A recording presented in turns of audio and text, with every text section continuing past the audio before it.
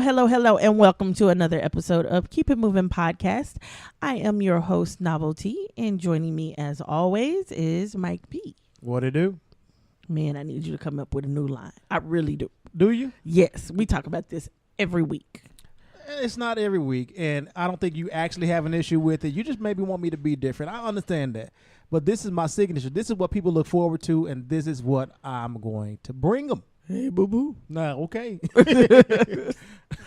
What's going on? Not much. You should tell the people why it's been so long since we've joined them. Because it wasn't my fault. Was it my fault? Yeah, it was. I did cancel last week. But per usual, I'm sure usually when we cancel and it's my fault, it's always because I had family come in town. And this past weekend they came in for a surprise birthday party for like my grandfather and a couple of my uncles, which I guess I knew about because when I did have my Facebook activated, I was receiving like event notifications for this Gemini party.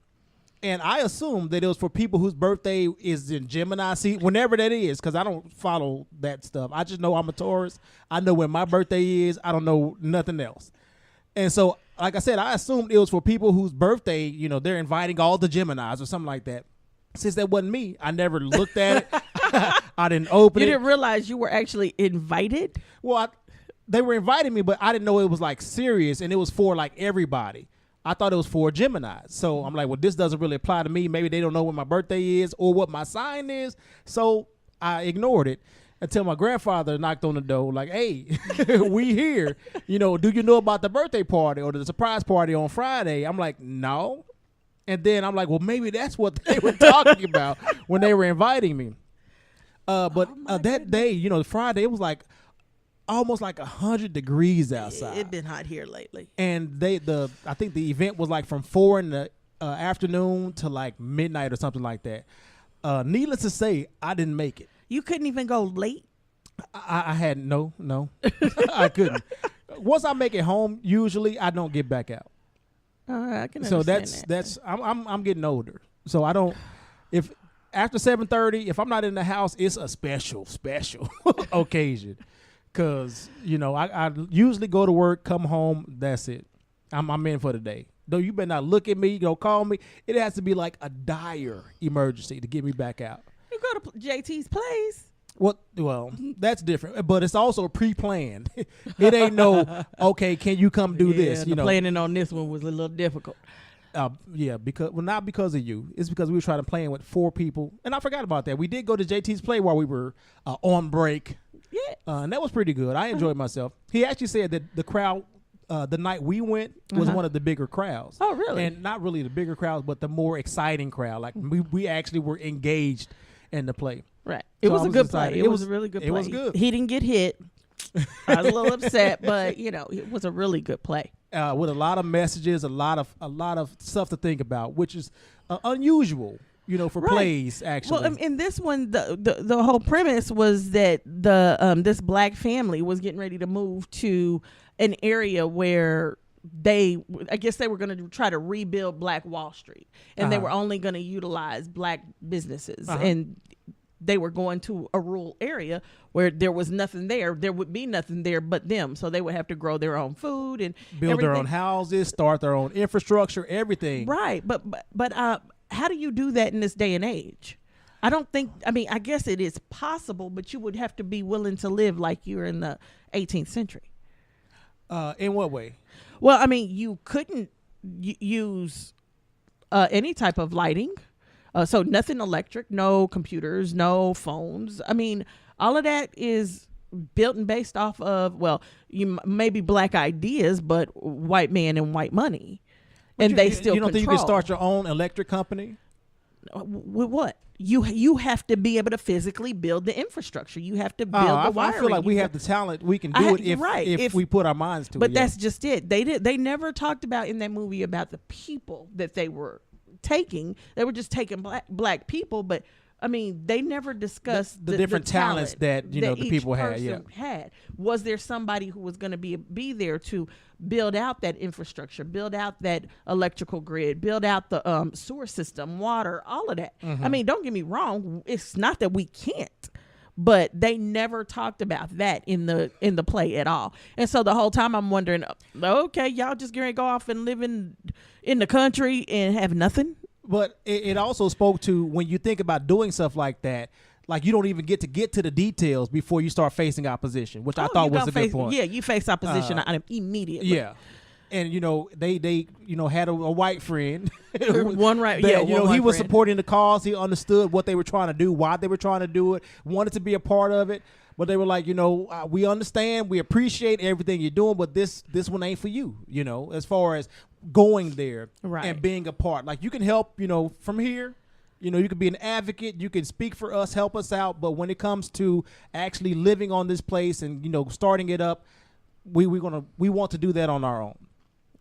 I thought it was a really good thought out play. Like I said, had a lot of messages in it. I appreciate it. Oh yeah, I definitely liked it. I mean, I love the messaging. I just wish they would have went into more detail of how they were going to accomplish this goal, because this is not the first time somebody has had this idea. Hey, let's just go off and build our own. I feel like when we went to the Million Man March, the 20th anniversary of the Million Man March, Minister Farrakhan, I feel like he talked about something similar to this, like wanting to get like 1,000 families, or 1,000 people, like strong believers to actually start something like this, which this may be where they got this from, the idea, for it from. But it never went beyond just that conversation. Right. It never goes beyond that conversation, because when you really get down to it, you are building a city from nothing, and you have to build it with only the talent that you have. So if you don't have anybody who understands how the electrical grid works, you don't have anybody who understands how a sewer system works, you don't have anybody who understands how even a police system works, because you can't go in there and not have some type of judicial system, law and order. Yeah. You've got to have medical. I feel like we definitely have all that. It's not that we don't as a people have it. We do as a people have it, but we have to come together as a people to do it. And that's what we don't have. Everybody who says I'm getting ready to go live in this city for black people, we leaving, everybody's not going to come. Right. Because not everybody's going to believe in your vision, right? Or believe that you have the ability to do it. Well, and then that vision also stirs up segregation, and you've got different arguments there. Why go backwards instead of going forwards? Things like that. And then it also stirs up, of course, images of Black Wall Street too. Because once you build that, you've got to be able to protect that and maintain it. Yeah. So then we've got to have an army. We've got it's a huge ordeal. And I think if you're going to talk about that, doing it, you've got to talk about that portion of it. Right on. So anyway, but it was a really good play. I was just disappointed JT didn't get hit. Per usual. That's the only thing I'm ever disappointed in. What you got going on?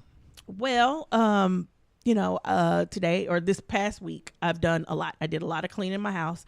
I feel like you started the last episode off talking about how much cleaning you did to your house. I invited you over here to clean my house. Yeah, so why your house needs so much cleaning if you're doing so much cleaning? I have so much glass. Okay. This is the problem. When you go in and you see all that pretty glass and crystal and all of that stuff, it's gorgeous. But keeping that stuff clean, like my fish tank. Right. It's like, oh my God. And so I haven't been, normally I'll do a little bit every single day.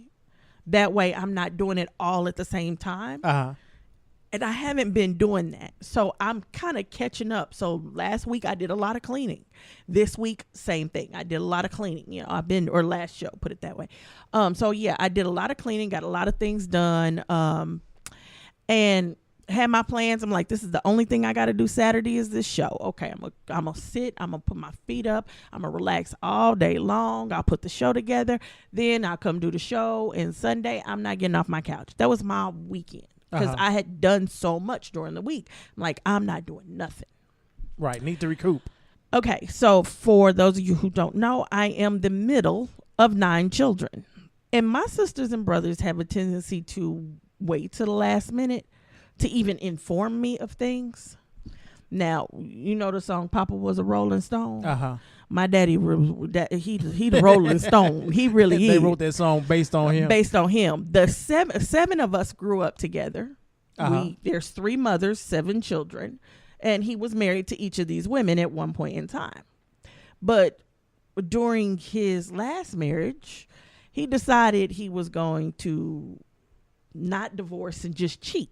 Oh, okay. So I've got 2 other siblings. I've actually got 3 because I've been told of another one that is in the midst of, it's 2 in between me and my brother.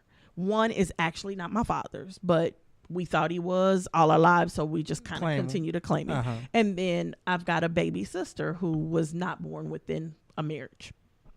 But anyway, my baby sister calls me this morning. My mom died, and the services are today. Today? Yeah. I mean, like, do you know her mom? Yes. Like, how long have you known about their sister? I've known about this sister for years. Oh, okay. I've met her mother. I mean, I'm not close with her mother. I don't see her mother unless I happen to see her mom with my dad. You know, because her mom and my dad they've been dating for years. You know, they've been pretty much together for years.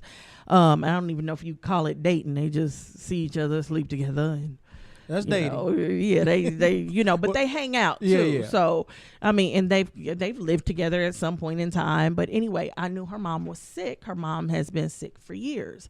But now my baby sister is unfortunately the child that was born while my dad was using drugs, and her mom used as well. So on top of her using, now from what I understand, she hasn't used in years, but that's just because she's been too sick to use. She was in a wheelchair the last time I saw her, but from what I understand, she was even worse, couldn't get out of bed at this point in time. So she was really and her sick. daughter, your sister, was taking care of her, or she had like nurses and. I don't have an answer for that. I know she and my little sister are not really, really close. My little sister was raised by her stepfather. They always thought that she was my little sister's dad until my little sister was about 14. That's when we found out about her. And my dad finally said, well, maybe she is mine. So, and when my daddy claims you, normally he's right. So he know what he did. But anyway, so she calls me this morning and she tells me about her mom, and the services are today. Now, she's the baby, and to my understanding, she's an only child on her mom's side. And so, of course, I don't want her going to the funeral by herself. Right. Imagine that, usually for black people, when someone passes away, it's a while before we plan, because we got to plan the funeral, get the family together, do all of that. And before the funeral. So if it was today, she's been going through all this probably See, by that's herself. not the problem. No. See, that's where we're messing up.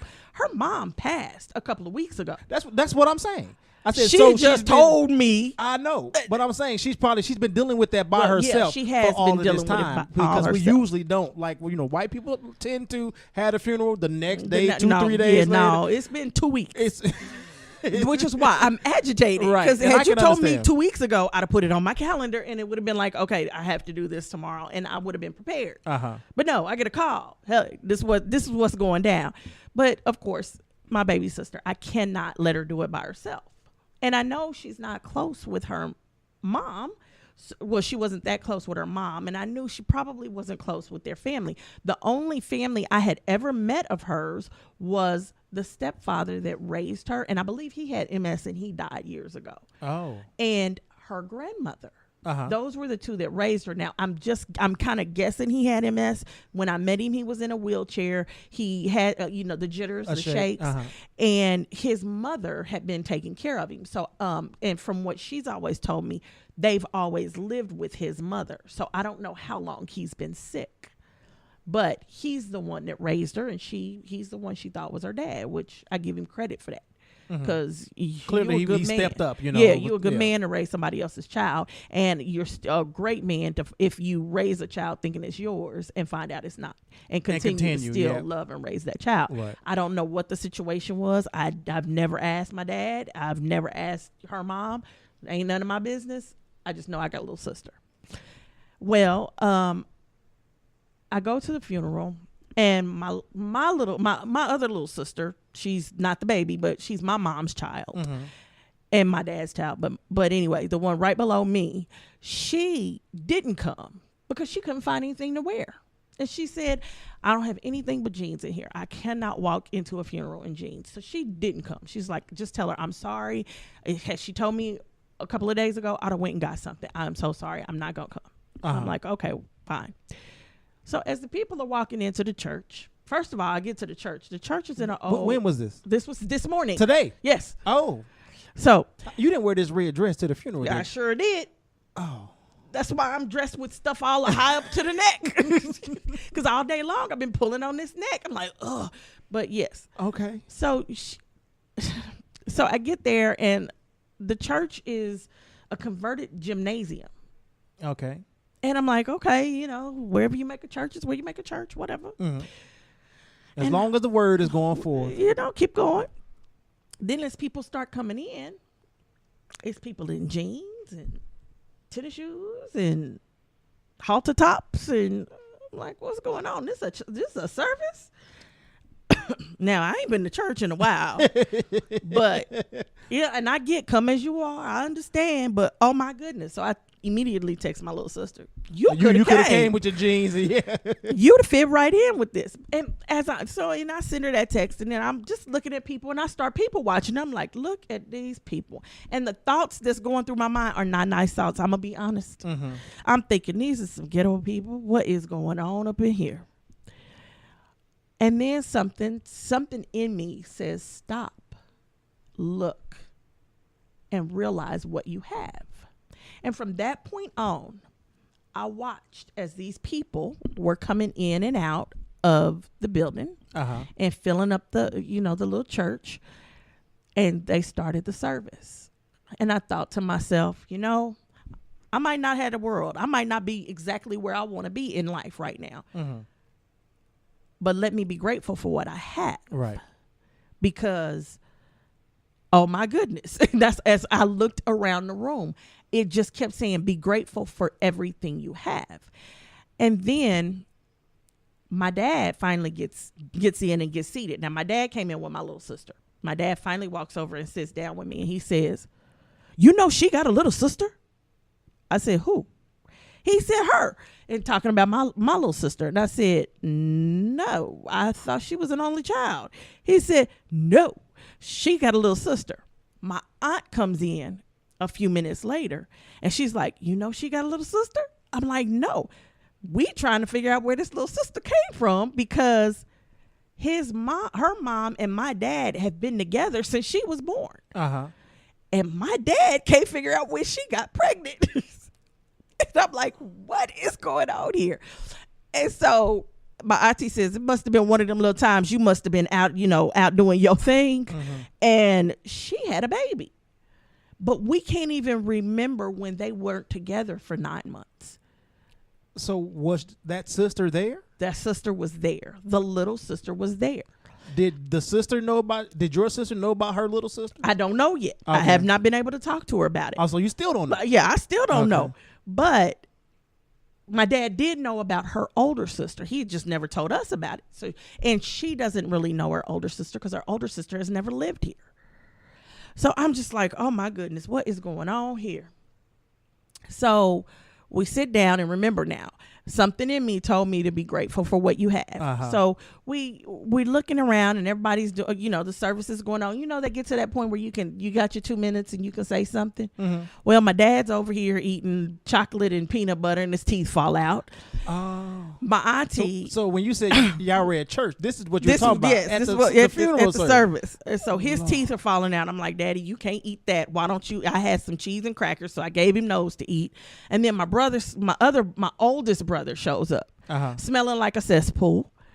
And I'm like, dude, really, what did you do? Jump in the bottle of whiskey? I mean, oh my God, he smelled just like a distillery. He really did. He's like, no, I was just drinking it before I got here. I'm like, oh my goodness, Lord gracious, what has happened to me? And in the back of my mind, be thankful for what you have. And I'm like, this is what I have. I got a fool on one side and a fool on the other. Okay. But they family. They family. And so that the guy gives a sermon, and my brother's over here going hallelujah. Now my father is a Muslim, and he's not a Muslim from Israel or Iran, nothing like that. He's a Nation of Islam Muslim. Oh, okay. So he's he's like pro-black, pro-Muslim. Mm-hmm. And so my brother's screaming, hallelujah. My daddy's sitting here going, what is he doing over there? I'm like, oh, Lord, please don't start. And I'm like, Daddy, don't worry about it. Daddy, don't worry about it. Now, luckily, he had a stroke. He can't understand half of the stuff that's going on or that my brother is saying. So I'm just like, oh, goodness gracious. And my auntie's sitting here going, And all I'm thinking is thing one and thing two, really. Wow. And so, but I mean, we still kind of in our little, because we didn't know this family. I mean, or at least my dad knew a few people. Right. But the rest of us, we didn't know her. We didn't know her family like that. Right. So we just kind of sitting here together because we ain't got nobody else to sit with pretty much. And then her little sister gets on the stage to give her little 2 minutes. And I bawled. The first words out of her mouth were, "You all don't know who I am." And that is where my heart broke. This is her mom's family. And she says, "You all don't know who I am, but I am her youngest daughter. I never got to know my mother. I never got to spend time with my mother. We had a couple of conversations over the phone throughout my entire life. Mm-hmm. Now my mother is gone, and I don't know anything about her." And my heart just broke. Yeah. It's one thing to be in your case where you lose your mom at a young age. Right. It's one thing to be in my place where my dad's alive, but his and mom I may not know be where who it's supposed to he be. is. Yeah, but you know him. Right. And your mom is still here. And my mom's here. And this little girl didn't have anybody. Nobody knew who she was. She's sitting in front of her mom's family, a church full of people in her mom's family, and they don't even know who she is. My little sister says to me, "I don't know who half these people are." And they were loving on them, giving them hugs, Mm-hmm. holding their hands, everything while they were there. And I asked her, I said, "Will they keep in touch with you after this?" She said, "No, I won't hear from not a one of them." And that's when I understood. Be grateful for what you have. Mm-hmm. Because you definitely my have a daddy's close-knit crazy. family, yeah. And a drug addict and everything. And my brother ain't too far from him. But at least I know them. Right. At least I had them. I had my dad when he was at his best at one time. It was a long time ago. Last time I remember that, I was 10 years old. But I had it. You still have that memory too, yeah. Right. I have that memory. I had my brother when he was at his best, again, a long time ago. But I have it. They didn't even, she just broke down on stage. She did not know her mother. All she knew was she got a call that her mother was dead. And all I can say is be thankful for what you have, because you might not have what you want. Right. You might not even have what's best. You might be in a very bad situation. You might be in a situation that you were looking for a way out of. And I want you to still look for those ways to get out of it. If you're in a bad situation, you got to get out of it. Right. But don't forget about the things that you do have. And whether you want to look at that as you got God, whether you want to look at it as you got Buddha, whoever, or, you got yourself. Just be grateful for what you have. So today was a long day. All from a call at 8:00 this morning. Do we know how old did she look like? I know you don't know much about her, but Let's see. was My she sister a teenager? is. Was she like in her 20s? Did it seem? Let's see. My little sister is my older brother. Let's go. Let me try. I can figure this out. My older brother is 10 years older than me, so that makes him 55. So my baby sister is 35. So she had to be in her 20s. This little girl had to be in her 20s. And we don't know anything about her. Like, who has she been staying with? Like, who's been taking care of her? She has not been living here. All I know is what she said in her speech. And she said that she just moved back. So my assumption is that whoever her dad is where she ended up with. Okay. Because my little sister's mom was married when she had her. So she went to the man that she was married to. She was raised by the man she was married to. I believe the older sister was raised by the man who was her father. So that's the only thing I can think of. But what the bigger problem with that is, at the time my little sister was born, they were both using. So the baby, she was definitely using when the baby was born. And God only knows what kind of man she was with. So maybe she wasn't raised by her dad. Maybe she was adopted. I don't know. I don't have an answer. I have told my little sister when she gets a chance to give me a call and we'll talk about it. Because I want to know. Right. You know, and I did tell her. Did they at least exchange information so they can keep in touch with each other? I think so. I believe so. Okay. They walked in together. So I believe they did. And I told her, I said, if you ever need anything, you might not have family, but this right here, this is my little sister. You her sister. Don't believe you don't have family. You can always come call me, come hang out, whatever. So I don't want, there's so many questions that I have after she spoke. I would have never even asked them had she not said anything. But now I got so many questions. And it sounds like she has questions that will never probably be answered at this point. And if anybody can answer, my dad could probably answer a lot of them. If he, can remember, He might be able to remember. Can communicate them. That's the thing, communicating them. He might be able to remember. But communicating them would be kind of difficult. Now, he did ask me to find his son. And when I asked him what the boy's mama's name was, he can't remember that. And I just like, Daddy, really? You been with that many women that you can't remember who you slept with? And how did he expect you to find? He knows his son's name. Oh, okay. But, he did say that he said the reason he can't remember, he said, I could lay eyes on her and see her face and know exactly who she was. But because since the stroke, right, I can't remember names like that. I just cannot remember. So if he doesn't deal with you on a daily basis, he won't remember your name. That's why I said he'll probably be able to tell her more than anybody because he was with her for so long. And he does remember her. He remembers everything about my mom. He remembers everything about my stepmoms. So it's just this one woman that he slept with and had a son with, and he can't remember her name. Wow. Like, oh. Well, when you said I had a story, I didn't think it was going to be that. Yeah. Starting out with a phone call about a death and then going to a funeral the same day. No, within 4 hours. Yeah. That's a lot. Mm-hmm. I see why you was walking like an old lady when you came in. Man, you ever get so sleepy your eyes feel like they burning? Yeah. That's where I am right now. I'm just like, and I was up till 3:00 this morning. Cleaning? So, no, not cleaning. Okay. I was watching TV by the end, but I was up watching. Do you remember the Newsroom? Yeah. On HBO? Yes. Uh-huh. I was watching that and I'm thinking, man, that this is so relevant today. Yeah. I hate that and it even ended. when it was on, it was they talked very about current relevant stuff that was going on, and I'm like, this is what's going on right now. They need to bring that show back. So I was up. I don't even know why they canceled it, to be honest. Neither do I. It was such a good show. But I was watching that, and I finally watched the last season because I had just held on to the last season and kept saying, I'm going to watch it. So I watched the last season. And then after that, I was like, okay, so let me see how it started again. And I was just planning on watching the very first episode. I was at episode 4 or 5 by the time I finally said, okay, I got to go to sleep. And so I was up late thinking I was going to be able to sleep in. And no. That didn't happen. And had she called me 1 hour earlier, she wouldn't have got me because my phone don't even come on till 8:00. My phone is set to do not disturb between midnight and 8:00. If you not in my favorites column, you ain't gonna get me.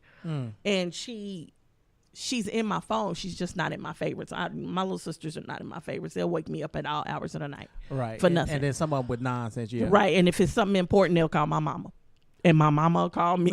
So there you go. Right on. So, but anyway, that's my lovely Saturday morning. Wow. I slept in. I'm sure did. It felt good.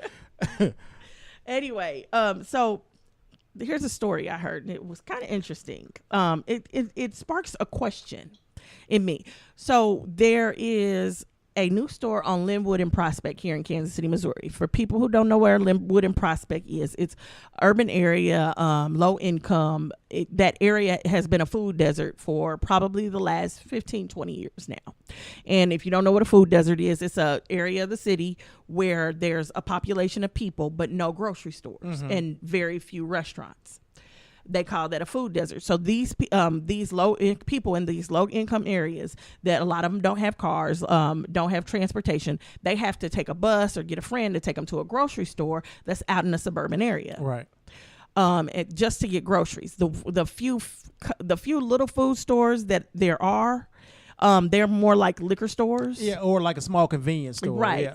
And their prices are very, very high, Right. which most of these people in these areas can't afford.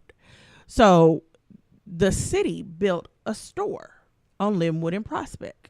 What kind of store? A grocery store, a full-fledged grocery store for people in the area to try to shut down this food desert because they know people need food. Right. And they're trying to get food in there at low cost and all of that. So there's a sign on the door, and the sign says, no bags, no strollers, no diaper bags. This was posted on my Facebook page because people were upset about this.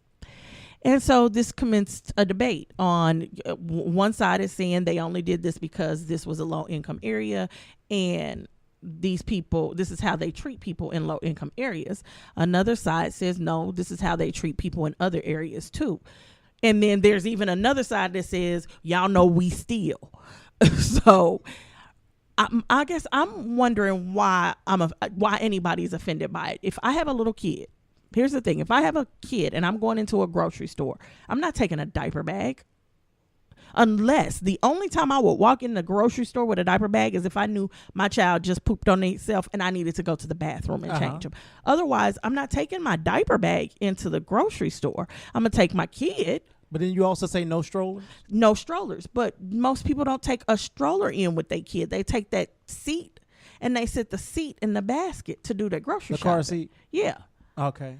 So, and then no bags. I'm assuming they don't mean your purse because you got to bring a purse in if you're going to get paid. So what kind of bags are you taking into a grocery store? Well, you know how if you come from shopping somewhere else, but I guess that's if you're walking. Because if you're walking from another now, if place, you're walking, then you don't have a choice. Right. Now, and that's understandable. Now, that argument I can understand. Right.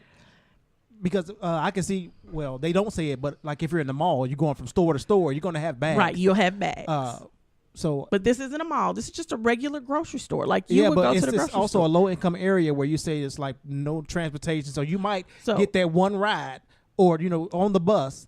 And so you have to be carrying around your bags because this is the last stop or whatever because you get your groceries before you go home. Okay, you can't be. Now that's an argument I can understand. Yeah.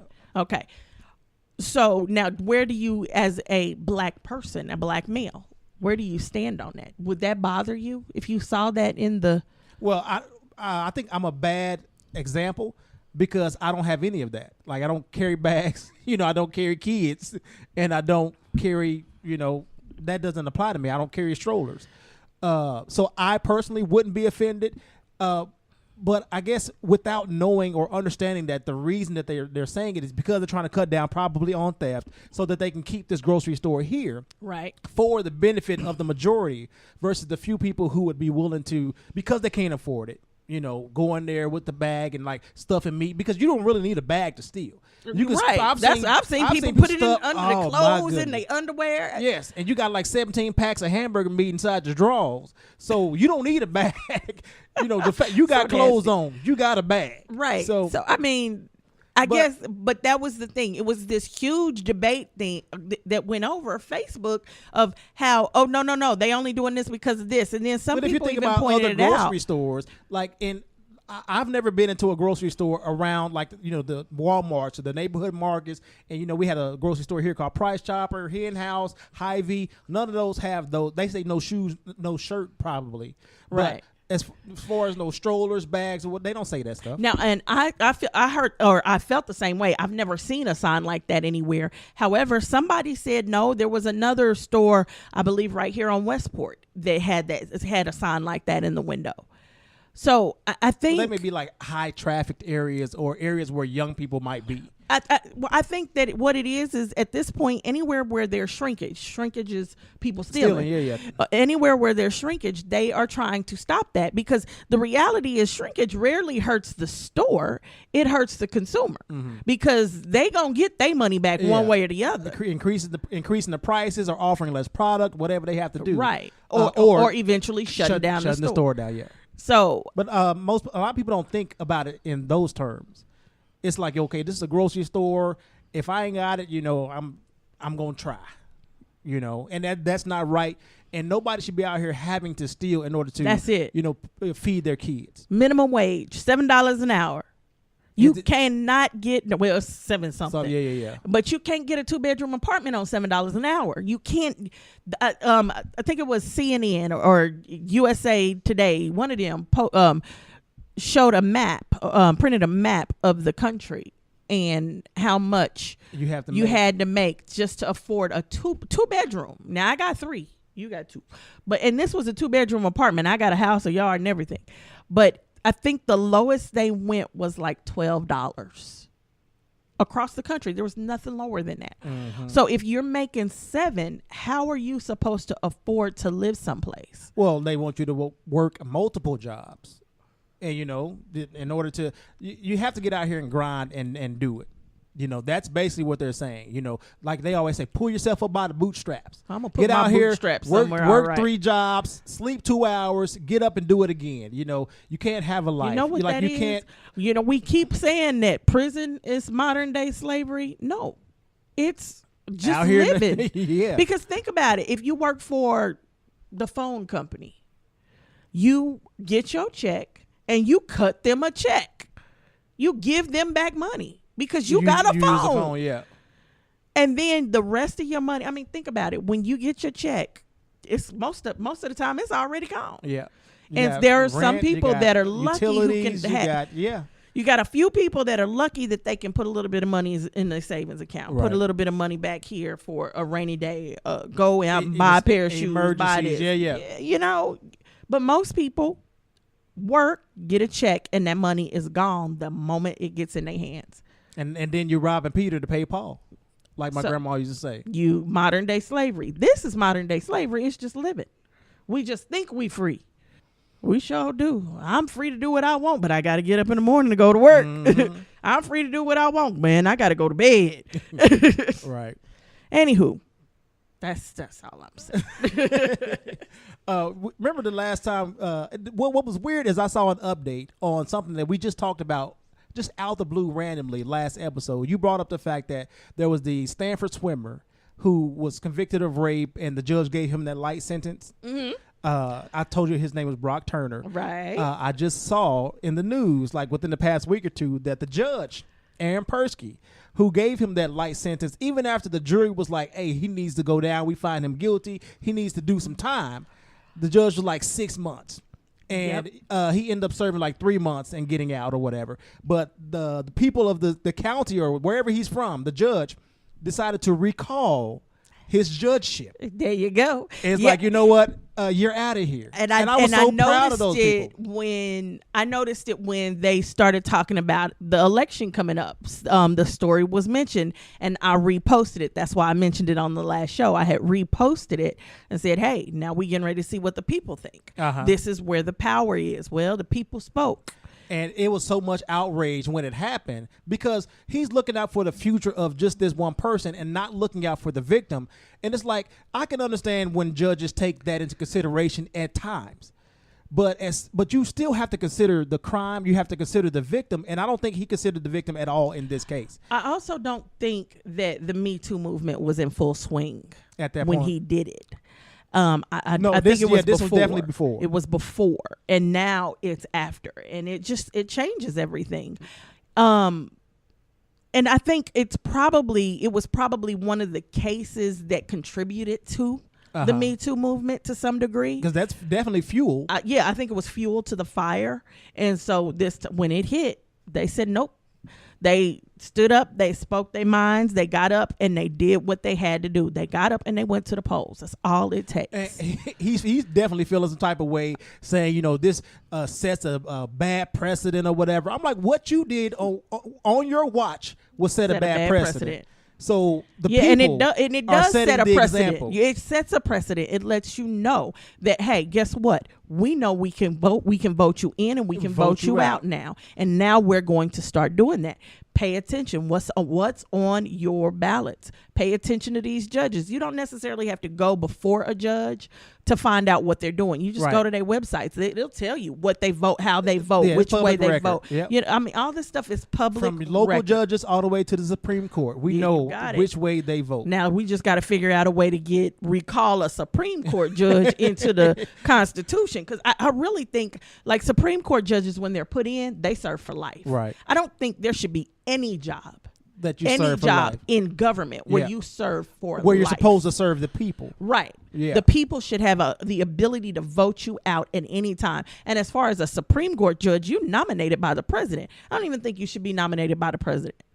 It should be just like everything else. The people. I agree with that, because then it's almost like you're owned by that You're president, owned by that or by president. that political party, Right. versus doing what's right for the people. Right. And that's the way the parties see it. Okay, we put you in here, we're going to put a Republican judge in there. And it's been kind of funny because a lot of times now, there have been times in time, let me put it that way. Yeah, there have been times in the past. Because I'm looking like, hey, we need to get all of them out. But there have been times in the past where the judges have voted against their own party. party. But, it's just the way they interpret the law.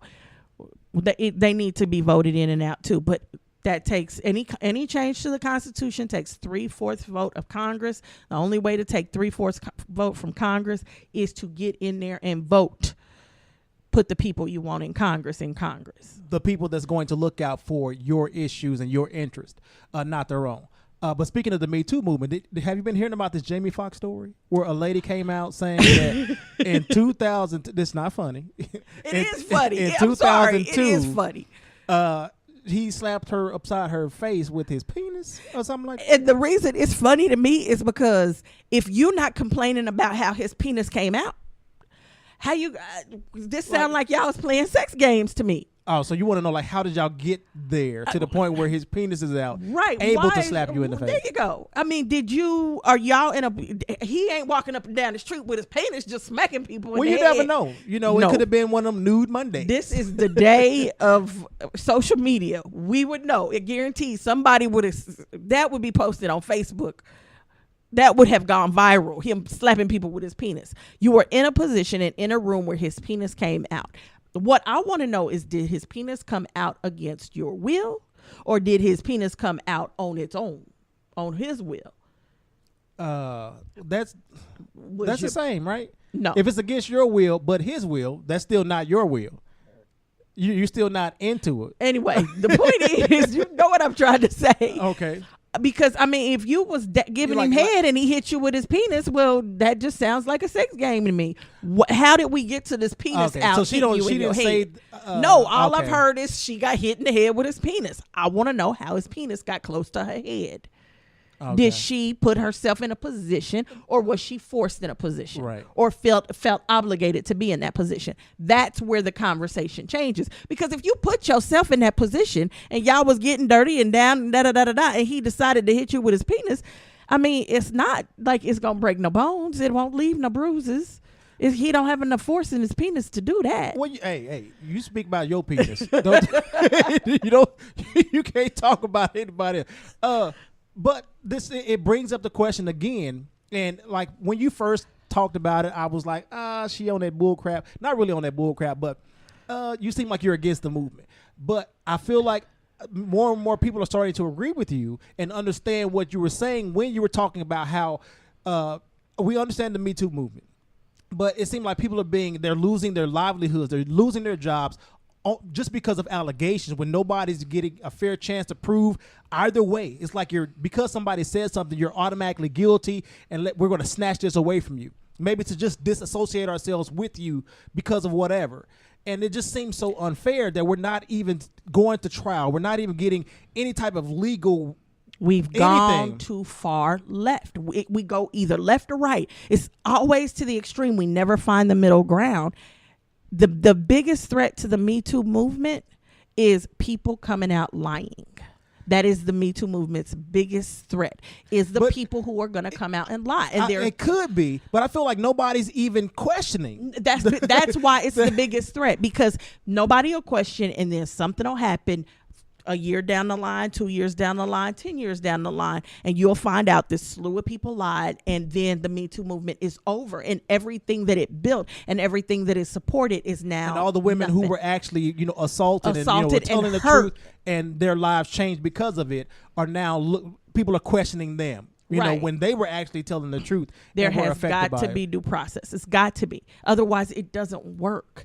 I can't look at you and say you didn't do it, or look at the whole Nelly situation. Mm-hmm. Now his thing came out, and in the beginning, I was like, it don't sound right to me. I don't believe it. And then as more and more information came out, I'm like, okay, now that don't sound right. He sound like he lying, but she still sound like she lying. Mm-hmm. So as more information comes out here and there, you get a bigger idea of a picture, but it's Right. still my opinion. Right. And my opinion of him as a person, my opinion of her as a person. That all plays into it as well. So, I mean, we can't take out who we are. You can never take out who you are from what's happening and just blindly go in and say, this is how I'm gonna pass judgment here.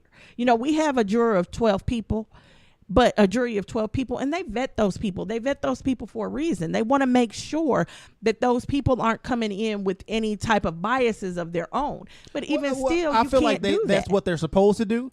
But believe it or not, every time I go to jury duty, it seems like they're trying to vet for people that are going to see things their way. They are. So they want you to have a particular bias, and it shouldn't be that way. And it shouldn't be that way. But it's the responsibility of the other lawyer and the judge to kind of pick up on that and excuse you before you become one of those biased jury members. But the thing is, even still, there's no way to go into something without any bias, because as you're raised, that's what formulates your opinions on things. Yeah, how and your you see the world, your formulate, yep. experiences, the people around you, Right. their experiences. So you could take me and put me in a room and have 6 women come up and say they were raped by one man, and I'm going to say, show me proof, only because Emmett Till. Right. Only because I see the history of black men being accused of something that they didn't do, and their entire lives being messed up by it. But if you take a rape victim and you put her into that same room, she's going to see those same things, but she's going to see them in a totally different way. And both of us are going to be coming from some type of bias. Right. You can't take that completely out of people. And that's where it gets kind of difficult. But you got to have due process. You can't just go in and say it's a blanketed thing. So when I heard this story, my first thought was, how did his penis get near your face? Now, that's not me being sarcastic. That's not me saying that Just you deserved trying it. to That's understand. me trying to understand that you're upset with him because he slapped you in the face with his penis. My thought process would be, hold on, your penis is out. I'm not going to sue you because you slapped me in the head with it. I'm going to sue you because it came out and you slapped me in the head with it. Like, what is it doing there? Yeah, how did it get to my head? So, but I heard about it, and I just kind of laughed and shook my head. But then, I mean, Morgan Freeman. It was Morgan Freeman. One of the more recent people that I feel like you don't watch The Walking Dead, but there's this guy named, I think it's Chris Hardwick, but he hosts a show after The Walking Dead called The Talking Dead or something like that. And I've been hearing about allegations from one of his exes saying, claiming sexual assault. I guess she came and made some post telling her story. He came out and, denied it, but they basically stopped one of his shows, AMC, which is who he was working for, stopped one of his shows that was supposed to debut like the next day. Mm-hmm. And it's like, but have you guys did any type of research? Did he get an opportunity to prove immediate. his case versus you guys automatically making these moves which make him look guilty? It makes him look guilty, and I get it. But what's her name? The comedian on TBS? Samantha Bee? Yes. She came out and she made a statement which was kind of crude. I even had to say, like, dang, maybe you shouldn't have said that. She called that Trump girl. Ivanka. Not Ivanka. Yeah, which one? The little girl, The not daughter. the mama. Yeah, Yeah, I that think one. the mama's a Ivana. Okay, so she's you were right. I'm sorry, but she called her C-U-N-T. no, it wasn't just that. It was a speckless, a speckled or something. And I was like, wow, really? Because she posted a picture of her and her son, which, she said, this looks so bad. And I would have never even thought about it had they not said anything. Really, had the media A picture of who and whose son? Of Ivanka and her son. She posted it up. Was it Mother's Day? She just posted a picture of her and her son. And she was called a speckled cunt, I believe. And she was called that because of what's happening with the immigration children being separated from their families. And so Samantha Bee and a few other comedians and a few of the news media as well were saying that this is totally heartless when the president is taking kids away from their families. And had they not said anything, I would have never thought about it. The reason I didn't like the comment was, well, one, I don't like the word. It really shouldn't have been said. It was just unnecessary. I don't know how that word has been made to be even more harsh than the B word to me. I don't know who decided that. No, because I don't like either one. I remember of them. that word used to represent like a woman's private part versus anything. Right. But whatever. I know back in the day, white men used to use it against black women, kind of like the N word. So I know black women, that one and gal, black women have a major problem with. But I don't like it. It sounds gross to me. That's all. Okay. But that's just my opinion. Whatever. But she said it and everything, and she was saying how heartless this was, and I thought, I would have had it. Hey, you all not mentioned that. I would have just thought she was posting a picture of her and her son. Mothers do it every day. This is not the area for everybody to jump in on. This is not a political place. This one here was not a political place to me. But they did point out, she is part of this administration. Right. So that's why and I'm like, okay, I get it. But I feel like if you're part of any administration, when they're doing things that seem like inhumane or heartless or whatever, and you don't say anything, your silence, right? That speaks volume. So you almost have to come out and I disavow. Where did that come from? I disavowed this and I disavowed that. No, you got to speak up. At least let people know that I am a part of the administration. This particular thing I do not agree with, but hey, it's not my it's not your call. You can't do anything about it. And I mean, I get where they're coming from. I feel like people would have more respect, but the president may not have respect. We're not even going to talk about him. But I understood where the media was coming from. I understood where she was coming from. I didn't like the word, but TBS gave her the benefit of the doubt. That's why I brought that up. Mm-hmm. They gave her the benefit of the doubt. They talked to her. She apologized. We moved on. Now, I think part of the reason they gave her the benefit of the doubt is because Trump demanded that she be fired. Right. And I think that pissed them off. So maybe now these actors need to get a demand from Trump. I think they would have lost more had they fired her because he demanded it than anything. And then that was still around the same time as Roseanne came out with her little statement. Right, and she got fired. And that's why he was demanding that she be. It was because they were equating the same thing. They don't. It's not the same thing. And then also, Samantha Bee's from Canada. And in Canada, cunt does not mean the same thing as it does here. Okay. I'll have to look it up. But it doesn't mean the same thing as it does here. It's not a bad word there. I feel like in context, it's still a bad word. Well, in context, anything can be a bad word. Exactly. So it may not be as harsh, but she still said what she said. No, she said what she said and she meant it, but some people were saying that they were not sure because it didn't mean the same. And I feel like I even saw a post here more recently about Roseanne trying to defend herself. She's had time to think. Oh, hold on. In Canada, it is cunt means an unpleasant or stupid person. Okay. Whereas here, it's usually disparaging and obscene. I feel like that's still the same. Because I feel like she probably saying she's dumb. No, She's no, probably and that's still what no, she was saying unusually and ignorant. if you go with the Canadian meaning, she was saying she was stupid. Mhm. If you go with the American meaning, it's much worse than stupid. But To some people, yeah. But either way it goes. So that was another argument that was used. I don't know the way she meant it. She apologized for it. I don't care. We moving on. But she still has her job. Yeah. It didn't cost her her job. I don't think it was necessary, but it didn't cost her her job. I would have just moved on. I don't know if I would have been able to pull that apology, but I'm sure. I mean, I know TBS. She did that for the she TBS, just like Jamel Hill when she came out. What she called Donald Trump a white supremacist or something like that. And that's the truth. And everybody knows it. And for some reason, you can't say that bullshit. But I think she came out and extended an apology or whatever for the company to save face for them. Right. But she definitely didn't care or didn't mean it. Oh yeah, I know she like didn't mean it. Just like I don't think. And no, I take that back. Samantha Bee, her apology, what she said is, I apologize to all women. That's who she apologized to. And she specifically said, as for the men, as far as men go, I don't care how you feel. So I think specifically she was talking to the orange guy at that point, but she did apologize to women for using that word.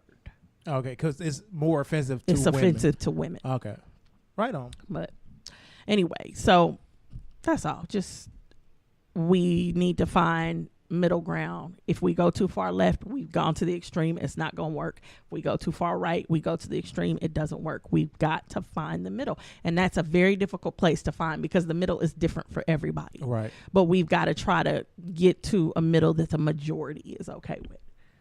And also get back to the legality of giving people their due process Well, you start taking things from them. I And can the understand thing suspension. is, like I said, in order to do that, you've got to define. You've got to define the line of what is sexual harassment, what is just vulgar comment, what is, oh, he's just trying to sweet talk you, what is rape. Well, we all know what rape is. For these sexual assault, Kate, we know what sexual assault is. Right.